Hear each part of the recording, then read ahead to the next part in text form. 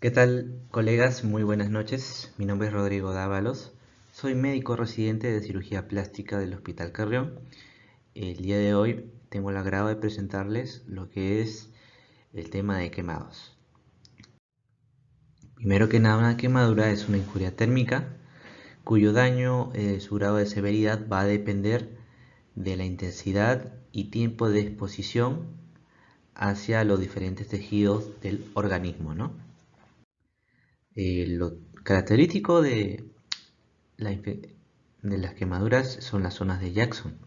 Las zonas de Jackson pueden clasificarse en tres. La zona que vamos a ver acá en la figura número 6, es la de color negro, es la zona de coagulación, que es una zona irreversible, es una zona que ya digamos ya no se puede hacer nada. Ahí tenemos una zona de éxtasis que es de color amarillo, ¿no? Que está digamos en el limbo entre la zona de coagulación, que ya le hemos dicho, y la zona de hiperemia, que es una zona de buen pronóstico, una zona recuperable. Entonces, la zona de éxtasis tiene dos destinos: que se transforme en una zona de coagulación, como acá se ve el gráfico de color negro, o se vuelva de color rojo, que es una zona hiperémica de buen pronóstico recuperable. Y acá en la figura 10.1 podemos ver en esta imagen la zona de Jackson. La zona A es la zona de coagulación, un lecho irreversible, no hay nada que hacer. La zona B es la zona de éxtasis, que puede llegar a ser una zona de coagulación, que es lo que no queremos, o una zona de hiperemia, que es de buen pronóstico y es lo que buscamos. Entonces, esto es importante, ¿por qué? Porque cuando se produce una quemadura, lo primero que hay que hacer es llevar esa quemadura al grifo, a la ducha, a la regadera, ¿no? Que entre en contacto con esta quemadura, porque, o sea, cuando te quemas, no es que, ya me quemé la lesión, no, el tejido continúa quemándose. La temperatura que está en el tejido es alta, entonces debemos ir a chorro, ¿no? Que llegue a la quemadura. ¿Por qué? Por esto, por esta explicación que les acabo de dar, ¿no? Para salvar la mayor cantidad de tejido que está en la zona de éxtasis a una zona de hiperemia. ¿Cuánto tiempo? 30, 40 minutos o hasta que se vaya el dolor. Y la literatura describe que esta maniobra de echarlo en la regalera tiene beneficio inclusive pasada la hora. Porque obviamente si ha pasado un día, ya vamos a la regadera. No, tampoco es así, pues, ¿no? Ya se ha definido, ¿no? De acuerdo a la profundidad de la quemadura, vamos a clasificarlo en grados, ¿no? Entonces, grado 1, ¿no? Es cuando hay la estructura dañada en la epidermis, es de espesor superficial, el aspecto es rojizo, eritematoso, ¿no? La piel está seca, ¿no? Y cura en menos de una semana, 3 a 5 días. ¿Cuál es el ejemplo típico? La quemadura que nos hacemos cuando vamos a la playa, ¿no? La quemadura solar. Cuando hay afectación hasta la dermis papilar o dermis superficial, estamos hablando de un espesor intermedio superficial. O en otras palabras, una quemadura de segundo grado superficial. Acá lo típico, lo característico es la formación de ampollas, flíctenas, hay mucho dolor, pero hay buen llenado capilar. Y la curación dura un poco más, es unas 2 semanas, un poco menos. Va a depender de otros factores, ¿no? De acuerdo a la persona también, ¿no? Dermis reticular es una gama más profunda, ¿no? O sea, cuando hay afectación hasta la dermis reticular, hablamos de un espesor intermedio profundo, que en otras palabras es un segundo grado profundo. Acá el aspecto es rojo blanquecino, como ya hay cierta afectación de los nervios, el dolor ya es menor, es decir, hay hipoestesia. Y el llenado capilar ya no es bueno.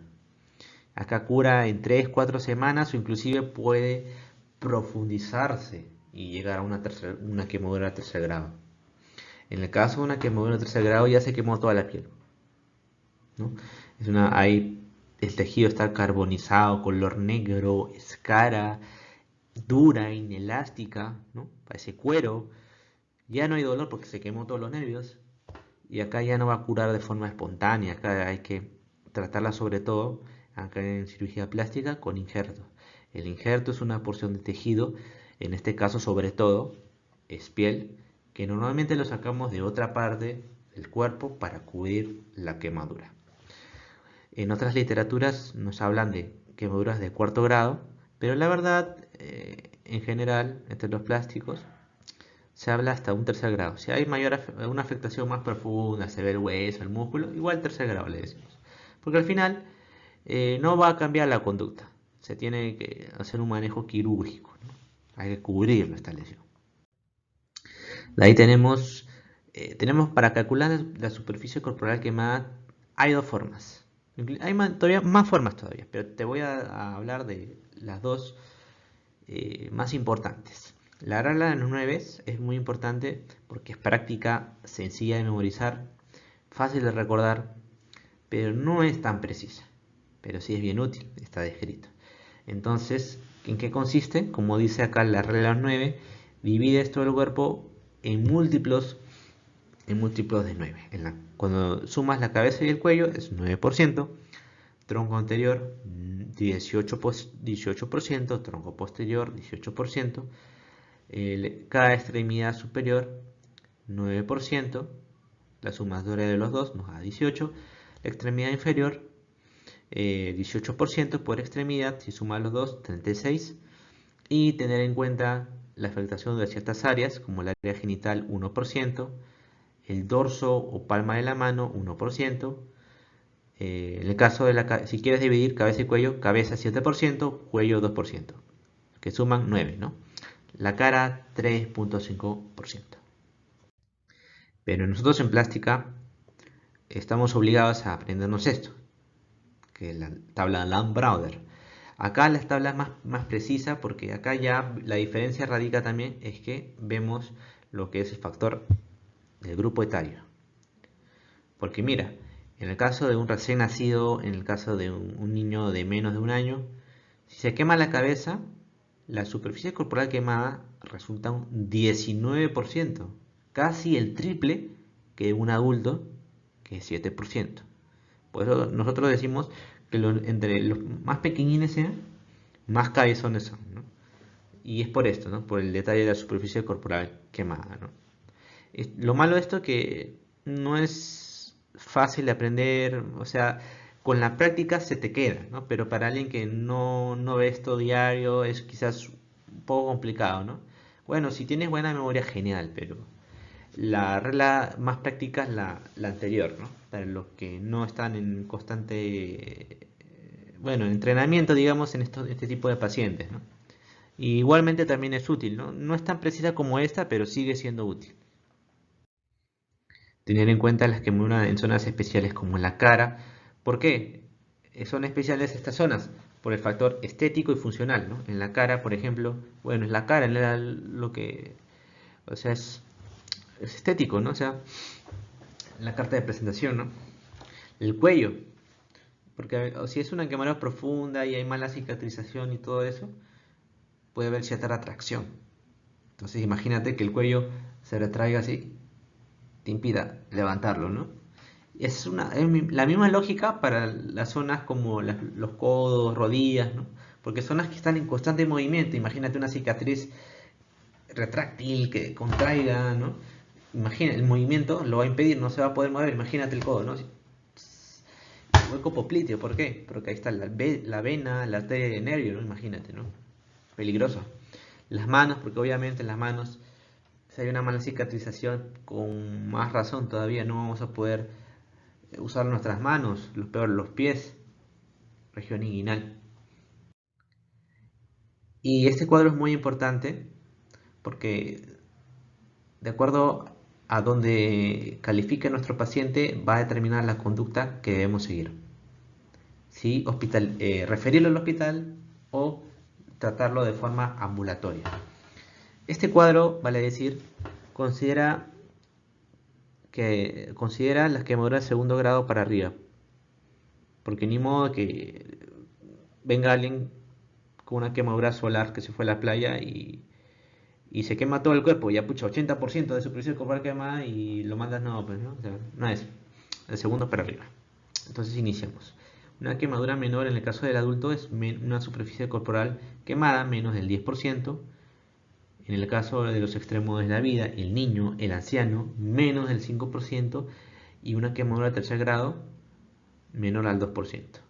Pero doctor, usted dijo que el quemadura de tercer grado necesita un tratamiento quirúrgico. ¿Por qué manejo ambulatorio? Lo que sucede es que como la quemadura es tan pequeña, los bordes de la quemadura, al final, por cicatrización, terminan por cerrar la herida, la quemadura.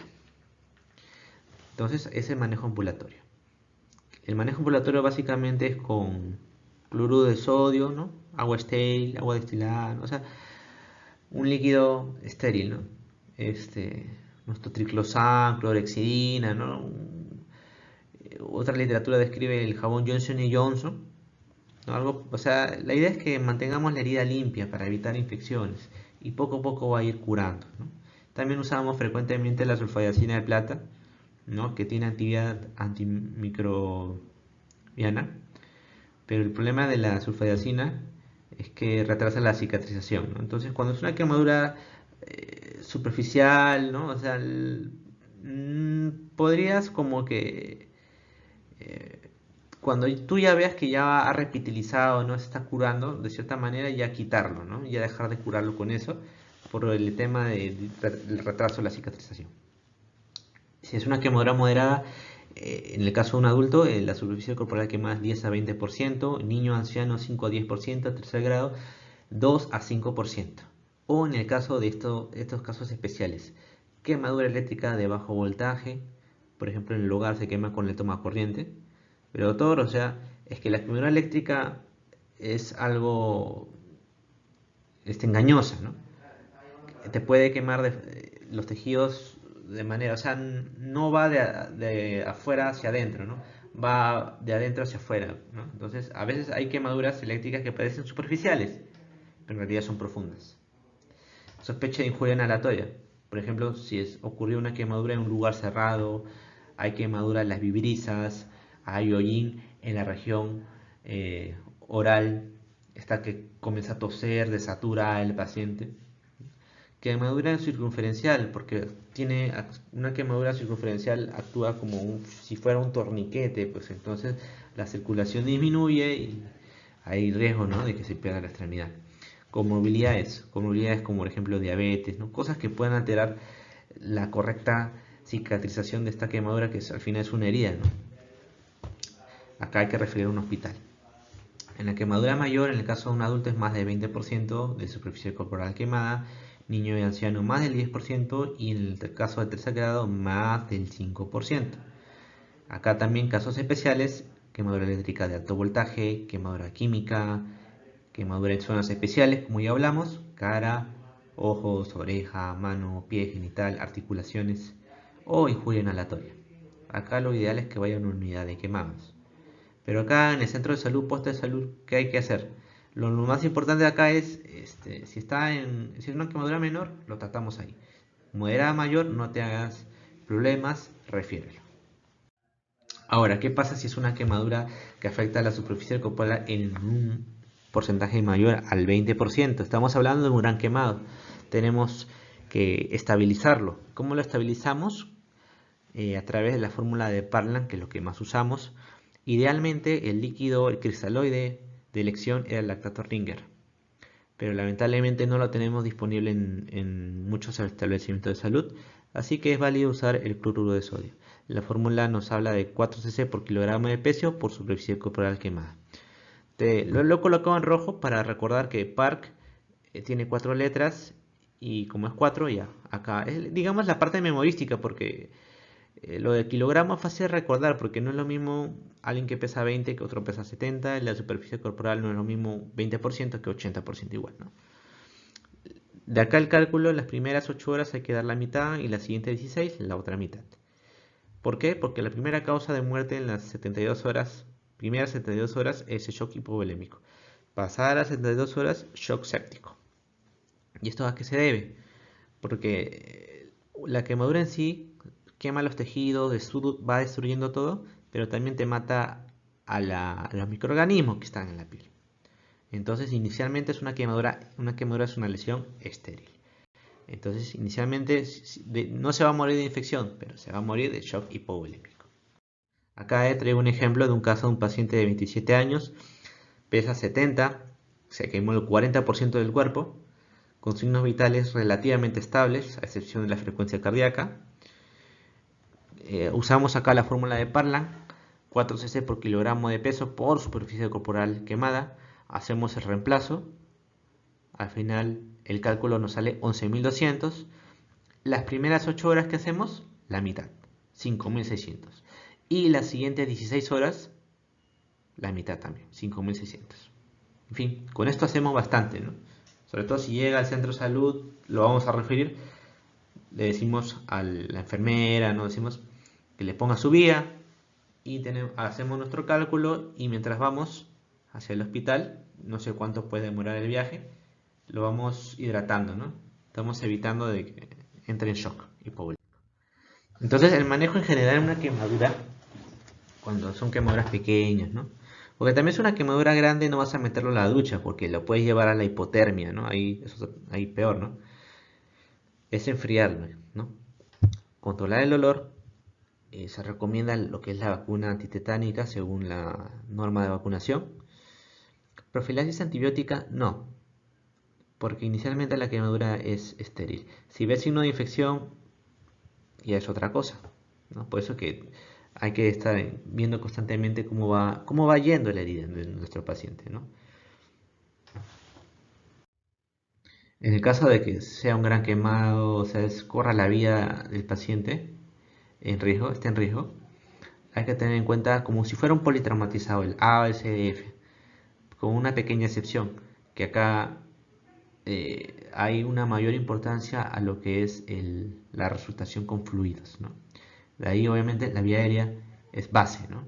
Y por eso también es importante saber los signos de injuria inhalatoria, lugar cerrado, quemadura en cara, quemadura en las vibrisas, ¿no? Presencia de hollín a nivel de la región oral, ¿no? Tos con esputo carbonáceo, ¿no? O sea, signos que veas o empiezas a desaturar, ¿no? Hay que tener cuidado porque a veces no desaturan desde el inicio, pero si ves las vibrisas quemadas, ves la región bucal con hollín, refiérelo, no esperes a que comience a desaturar, porque tampoco es inmediato, es una cosa que toma su tiempo en generarse, ¿no? Porque, o sea, digamos, para dar una idea, lo que ocurre es un tipo de inflamación de toda la vía aérea, ¿no? Y eso toma su tiempo, ¿no? Llega a un punto donde la inflamación es tal en que ya ocasiona obstrucción y problemas de la respiración. Entonces, es importante saber estos signos para no esperar que el paciente se descompense, ¿no? Y llevarlo oportunamente al hospital. Nada, entonces esta es la bibliografía que usé para esta exposición. Espero que les haya servido y muchas gracias.